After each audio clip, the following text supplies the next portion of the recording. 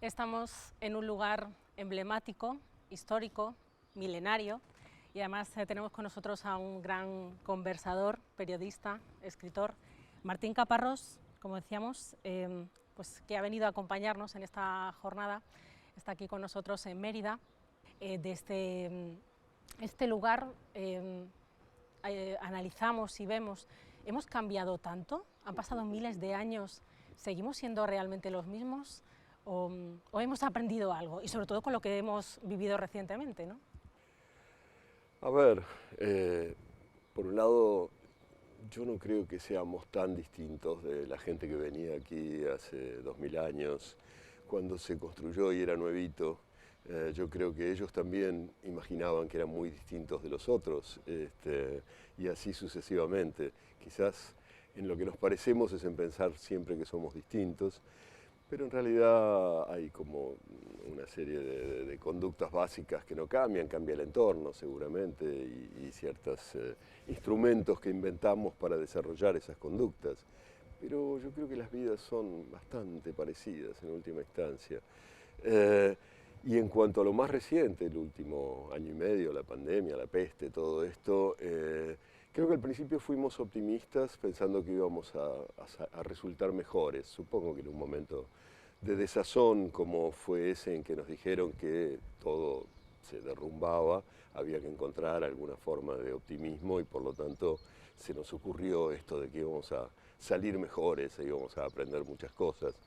Yo dudo mucho de eso. No quiere decir que la pandemia no haya traído y no esté trayendo cambios significativos, no necesariamente para mejorarnos. Lo que yo creo que ha cambiado mucho, básicamente, es que la crudeza de la situación desveló muchas de las cosas que no queríamos mirar. Nos pasamos la vida tratando de no ver cosas, de eso quizás vamos a hablar. Y la peste lo que hizo fue obligarnos a ver de frente situaciones que, bueno, habíamos evitado tanto tiempo y de tantas maneras. Entonces, en ese sentido, puede producir algunos cambios en cuanto a que nos ha obligado a enterarnos de ciertas cosas. Y después hay cambios más parciales, de los cuales no sé si vale la pena hablar ahora, ¿no? Nos obligó esa pandemia precisamente a quedarnos en nuestra casa y desde allí mirar al mundo. Eso es complicado, ¿no? Es curioso, sí, porque justamente lo pensaba incluso mientras lo decía, que es en ese momento en que estábamos más desconectados aparentemente de la realidad, de lo concreto, en que más tuvimos que mirar. Pero, y ahí quizás podemos introducir un poco nuestro papel como gente que muestra cosas, los periodistas al fin y al cabo tendríamos que ser algo de eso, pues hemos mostrado de la triste o pobre manera que hemos podido cosas muy brutales, ¿no? Quiero decir, si todo el tema de las vacunas, por ejemplo, y cómo se han distribuido y cómo se están distribuyendo las vacunas, no nos enseña muy radicalmente cómo es el mundo, es que nunca lo vamos a aprender. Quiero decir, el hecho de que los países ricos hayan concentrado un enorme porcentaje de las vacunas disponibles y haya docenas de países en el mundo donde no se ha aplicado una sola vacuna, en África sin ninguna duda, en muchos países pobres de América Latina, en ciertas zonas de Asia, no se ha vacunado a nadie, mientras que los países ricos están despilfarrando vacunas. En Estados Incluso Unidos te corren por la ¿no? calle para que te vacunes. Sí, acumulándolas, guardándolas, dándose incluso aires de bondad, repartiendo, mandando alguna por aquí o por allá, alguna zona más pobre, que ni siquiera en esa circunstancia hayamos sido capaces de poner en cuestión la idea de la propiedad privada, de las patentes, la idea de que algo de pronto es tan necesario que es espantosamente injusto que haya propietarios de eso que se lo den a los que quieren, a los que pueden pagar y no a los demás. Que ni siquiera en esa situación lo hayamos hecho, para mí es un dato muy fuerte sobre el cual tendríamos que seguir pensando en los años próximos, ¿no? al final los vulnerables se han convertido en más vulnerables, en más, pues, en unas situaciones más críticas, más difíciles. ¿Cómo abordamos esto? Porque también están las migraciones, los que estaban ya fuera de sus hogares. ¿Cómo han vivido todo esto? Sí, se complica de distintas maneras. Para empezar, y para hablar un poco de esto de los efectos sobre los migrantes, en muchos casos, sobre todo en migrantes de América Latina que van a Estados Unidos o que vienen a algunos países europeos, en muchos casos tienen trabajos no legalizados, que son los que más perdieron durante la pandemia, porque no tenían posibilidad de recibir subsidios, no tenían formas de seguridad social o de cosas por el estilo, y lo que pasaba era que directamente al suspenderse ciertas actividades económicas no había más trabajo, y al no haber más trabajo no había manera de subsistir. Gente que no tiene, por supuesto, la posibilidad de esperar que las cosas vuelvan a ser como antes. Y esto repercute no solo sobre los migrantes mismos, sino también sobre las remesas, que es algo de lo que se habla poco, que es el dinero que los migrantes mandan a sus familias, que en algunos países es un porcentaje importantísimo del Producto Bruto Interno. Quiero decir, hay países de América Central donde las remesas de los migrantes a Estados Unidos, básicamente, son el 30% del dinero del que dispone ese país, del Producto Interno Bruto, ¿no? Y eso, por supuesto, también bajó muchísimo. Entonces, los efectos no solo se vivieron sobre aquellos que ya habían emigrado, sino sobre los que se quedaban y recibían la ayuda de estas personas, ¿no? Entonces, efectivamente, esto está produciendo en muchos países, en América Latina básicamente, situaciones de pobreza importantes, o sea, de agravamiento de la pobreza importantes. En Colombia, por ejemplo, había una cosa que a mí me impresionó bastante, que es que encontraron como un símbolo para el hambre, ¿no? Sacaban una especie de una bandera o un algo rojo, lo colgaban en la ventana para decir aquí se pasa hambre. Cosa muy extrema, ¿no? Que hace mucho que no veíamos en esos términos. Precisamente usted ha escrito sobre el hambre, tiene un libro al respecto que creo que ha sido reeditado recientemente. Y la pregunta que se hace es, ¿qué carajo hacemos para estar permitiendo que esto suceda? Sí. Bueno, es que es muy brutal. Cuando hay recursos, ¿no? Claro, ese es el punto. Para solventarlo. Que vivimos en un mundo desde hace unos 30 o 40 años que por primera vez está en condiciones de alimentar a todos sus habitantes. Esto es, yo siempre lo llamo el mayor hecho histórico que la historia no ha registrado, que es que en un determinado momento, hacia los años 70, por ahí, no se sabe exactamente cuándo, empezamos a ser capaces, la Tierra empezó a ser capaz de alimentar a todos sus habitantes, cosa que no había sucedido en la época de esta gente y desde entonces nunca. Lo cual hace que sea mucho más vergonzoso que no lo hagamos. Quiero decir, antes estaba por lo menos cierta excusa de que, bueno, no había para todos, aunque siempre hubo algunos que concentraron la riqueza alimenticia y que hicieron que otros tuvieran muy poco. Por lo menos estaba la excusa de que no había suficiente, no se producía suficiente. Ahora ya no, ahora no hay ninguna razón técnica para que no haya hambre. Somos capaces de alimentar a los 7.000 y pico de millones de personas que somos. El asunto es que la producción de alimentos está tan centrada en, ¿cómo se dice?, proveer a los países ricos, a los mercados ricos, que se produce para eso, no se produce para alimentar a todo el mundo, se produce para vender mejor los productos en los mercados más poderosos. Y eso es lo que hace que haya hambre. Después todas las otras historias que se puedan contar al respecto son interesantes, son instructivas, pero lo central del asunto es que producimos comida para vender en los países ricos. Y entonces dejamos de producir la comida que 1.000 millones de personas necesitan. Y esto se agudizó, por supuesto, durante la pandemia. Un poco por eso también saqué esta edición. El libro sobre el hambre se había publicado en el año 14, 15, según los lugares, y había una cantidad de cifras que no estaban actualizadas. Entonces hicimos hace muy poco una edición actualizando efectivamente esas cifras. Sí. Es uno de los fracasos, dice, de la humanidad, quizás. Yo creo que es uno de los grandes fracasos, y lo curioso es que vivimos tan cómodamente con él, ¿no? No parece pesarnos ese fracaso, cuando en realidad a mí me parece realmente una vergüenza estrepitosa que no nos importe cambiar las cosas necesarias para que todo el mundo coma, para algo tan básico como que todo el mundo coma, ¿no? Seguimos charlando con Martín Caparrós en este marco, en este espacio espectacular en el Teatro Romano de Mérida. Martín, hemos estado muchos meses prácticamente en casa, seguro que has aprovechado para escribir, y mucho además. ¿En qué proyecto andas ahora mismo? Bueno, estuve dando como los últimos toques a un libro que está ahora a punto de salir, que me tiene muy como entusiasmado, que es un libro que se llama Ñamérica. El nombre es un poco raro, Ñamérica, y que es un intento de contar y pensar qué es ahora América Latina. Yo creo que América Latina, bueno, creo no, ha cambiado mucho en las últimas décadas, y en muchos casos seguimos imaginándola tal como era hace 50 años.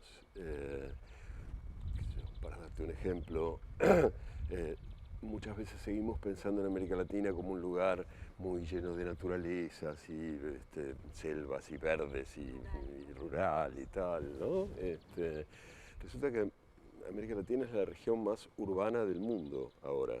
Quiero decir, el 80 y algo % de la población de América Latina vive en ciudades, cosa que no sucede ni siquiera en Europa, ¿no?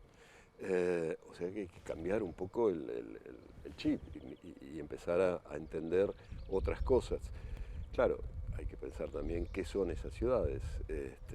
No es lo que imaginamos aquí cuando hablamos de ciudad, y hay que tratar de pensar cómo se forman y demás esos lugares donde hay un centro más o menos próspero y una periferia enorme de relativa, qué sé yo, pobreza y necesidad, que además tiene mucho que ver con las migraciones. Quiero decir, si ahora América Latina es, como decíamos, el continente con más población urbana, es porque en los últimos 50, 60 años, mucha de esa población rural, que efectivamente era la mitad de la gente de los latinoamericanos, emigró hacia las ciudades, hacia la periferia de las ciudades, pero allí está. Y eso es algo que se ha contado poco y que se considera poco.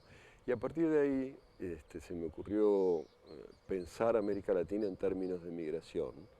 Y creo que una cosa que me gusta del libro es como todo el principio, en el que trato de describir cómo hubo 5 grandes olas migratorias que conformaron lo que ahora es América Latina, y de una manera mucho más visible que en cualquier otro lugar del mundo, me parece.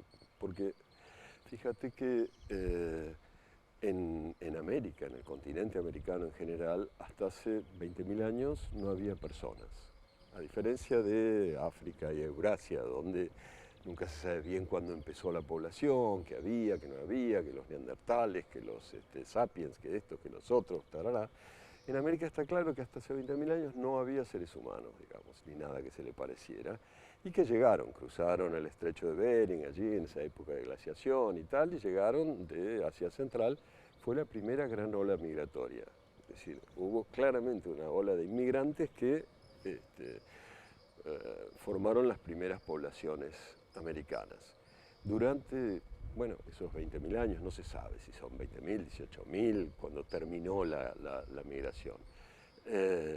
Durante los 18.000, digamos, años siguientes, el continente estuvo cerrado, no llegó más nadie.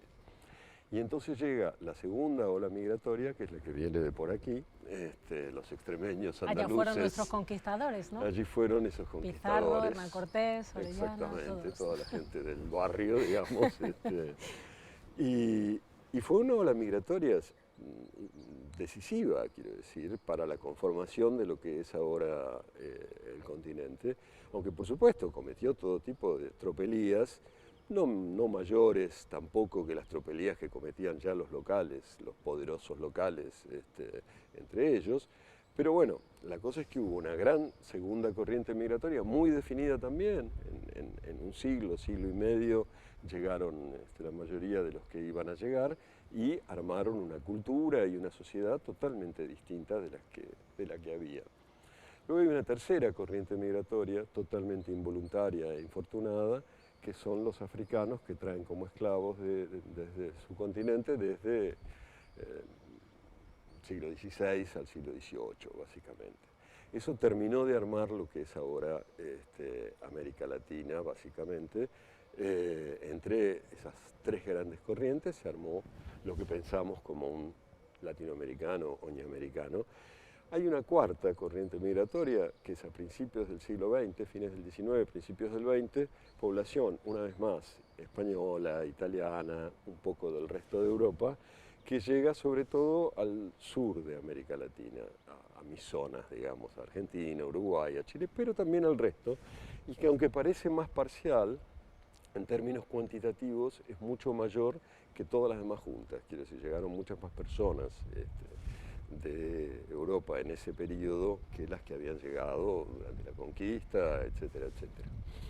Y esa es la cuarta, y hay una quinta, ola migratoria, que es la actual, que es la primera que en lugar de ser de llegada, es de salida.